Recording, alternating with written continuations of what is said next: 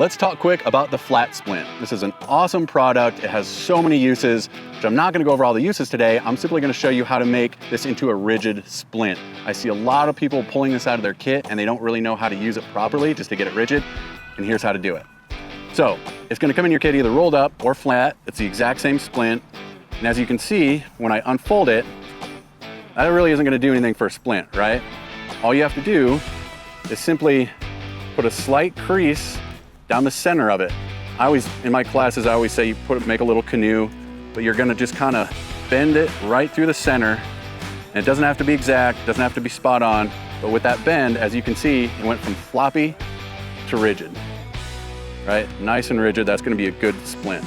Now, if it's a little shorter, like say a forearm, maybe the calf area, and you have a little more to work with as far as material, I would go ahead and fold that in half and double it up. It'll increase that rigidity even more.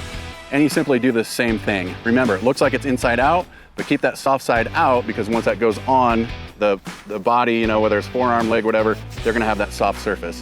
And it's just making that canoe straight down, super easy to do. And then look how rigid that is. So it's super rigid. You're not gonna be able to bend that as you would if it was straight and all floppy. It's that easy.